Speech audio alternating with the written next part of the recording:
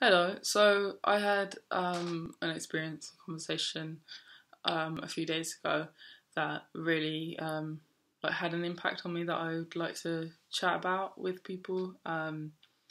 So yeah, I've decided to make a video. It would be nice to record how I'm feeling about it now, um, because I feel like I forget these kind of pivotal moments for me, um, and maybe later down the line I would need reminding. So basically, I've been doing a few little courses and volunteering and stuff to get a CDP together that's a bit more impressive and therefore kind of will help alleviate some of the anxiety I have about applying for jobs, about meeting new people in the work environment, and just generally kind of putting myself out there. Um, so I'm Jay. I work as a freelance photographer. Um, but I'm looking for a day job doing anything really, but ideally kind of in a cafe or something like that. So yeah, the freelance work is great, but it's a lot of meeting people, a lot of socialising, a lot of late nights for like club nights or late events in pubs and things like that. And it's quite fulfilling, especially because being non-binary and queer myself, I seem to get work in those kind of communities, and that's amazing because then it's not just a random club night or taking photos of loads of drunk straight people or getting misgendered or any of that kind of thing. So that's great, but it's I feel that's very underpaid. I feel in Brighton at the level I'm at anyway. People don't want to pay for good photography. And if they do, they just want to pay for the time that you're taking the pictures, not kind of realising that you have to edit for hours afterwards. So, yeah, I'm looking for something to sustain myself otherwise outside of that, and sustain my art practice that's just existing as a cost to me at the moment. So I recently did a food hygiene course, which was interesting, food safety, and a barista foundation course with Pro Barista at the One Church in Brighton. And that was a really great experience. It was over 4 weeks, but just 3 hours every Monday. Plus we could do extra like optional drop-ins between, I think the hours were open 3 days, 3 hours a week. So that was great. I just did my exams and kind of like graduated that little course. And at the end we have kind of like a checkout kind of chat with the people who've been running the course, facilitating it. And at the start we had an initial meeting. I had a one-to-one with Marianne and talked about kind of why I wanted to do the course, because it's kind of to help people access to work, people on low income or unemployed, young people who wouldn't normally get the opportunity, that kind of thing. So I spoke to her about the issues I'm having with anxiety, and the anxiety being not so much around the task or job, but being around the environment, the people, the new setting. And so in this kind of checkout talk, they were really kind of pushing home the point that they didn't see that in me at all, and that the other staff thought that there'd been kind of like a typo. It had been written on the wrong person's details, because they thought I was really relaxed and really good with people and confident and, you know, picked up things quickly and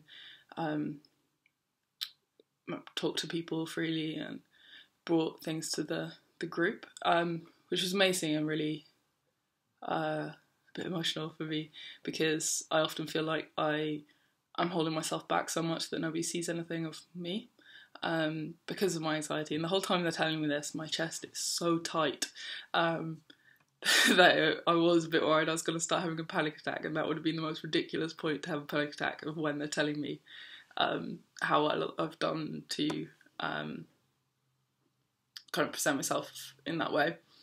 and that they hadn't kind of picked up on the anxiety, which I'm not sure how they didn't, because I turned up like an hour and 20 minutes early to the first session, but okay, if that's just chill, then let's chill. So yeah, and I was just thinking about how, like when they were telling me about, you know, that I make good eye contact and I contribute to the group kind of discussion, and they said people kind of gravitate towards me and are at ease around me and things like this, which I would love to think is true, but I know it's not always, definitely not. I was just like, I kept having to stop myself from talking about how like I had to kind of teach myself how to make eye contact in conversations when I was kind of like 16-ish, because I was ill as a teenager, and I was kind of almost housebound and didn't really go to school. I had a home tutor for a while, a few hours a week through my GCSEs, and I really had to make that effort to push myself to make eye contact. He's practice on my home tutor of looking him in the eyes when he was talking to me and when I was speaking to him, and it would be a really big push for me. But that kind of doing it as a practice, as a thing, having it as a task that I try to do regularly in conversations, made it kind of more possible, because it wasn't something I just had to naturally feel okay with. It was something that I decided I'm going to look people in the eye. So I do. And I'm quite conscious of those things, of like trying to remember my breathing, trying to remember my posture, which I'm terrible at, but every now and then you'll just see me like, and it just, I don't know, I walked away feeling like I was kind of holding on to so much anxiety I had when I was younger, and an idea of myself that I had when I was younger, which I've progressed so far from, and I've overcome in a lot of ways, and some of it's just gone away. Other bits I've just had to work really, really hard at, and am eventually making progress. You know, like I'm around people a lot, I meet new people a lot, I go out of my way to kind of make friends and build community, especially within sort of like non-binary identity community, because that's how I identify, and I felt kind of isolated from any kind of queer scene, even though I live in Brighton. I was at university and not kind of doing much socially outside of my course, and now my course is over, particularly it's kind of like a bit starting again. You know, my friends have dispersed a bit, and I don't see people regularly by accident because I work at home, or I mean, I try to go out to cafes as much as I can to work, but that's not really affordable as well. So I spend a lot of time in libraries or in my bedroom working, and I live with my partner, so I see a lot of him and forget that I haven't seen a lot of other people. So I run non-binary meetups and work on my art projects, which are collaborative with, I do portraits, so photographing other people.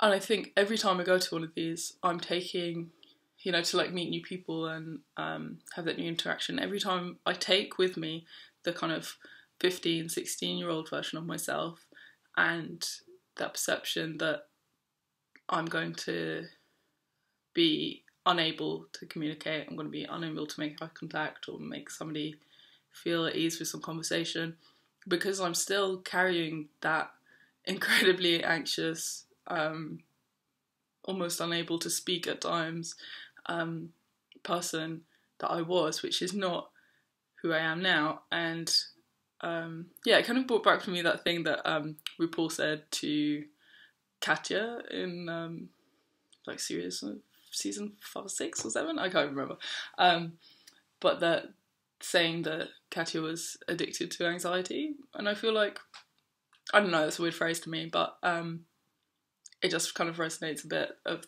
that idea of I have such a perception of myself which is set in the past and in a difficult time, and I'm not there anymore, and I still carry that little younger Jay around with me, and think I'm still that person, and still in that place with my mental health, which I'm not. You know, I'm on medication that helps.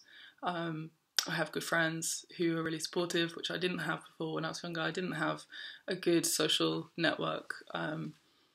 Didn't have people who understood very well. My family are really a lot more on board with kind of my health situation now, and I'm a lot more independent than I ever have been, really.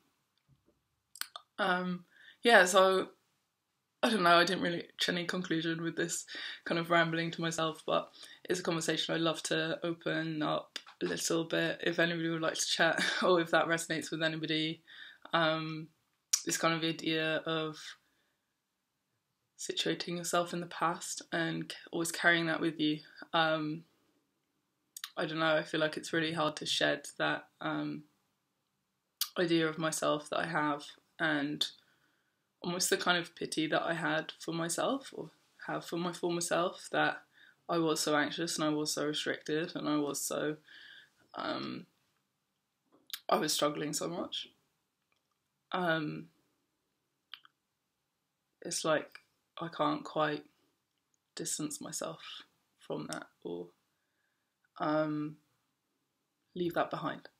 Anyway, this has been 11 minutes, so I'm going to shut up, but yeah, I like the idea of kind of video diaries and just recording things freely. I write a lot of things out a lot of the time and then just delete it all, so I figure this is a bit easier to just freeform record. So yeah, bye.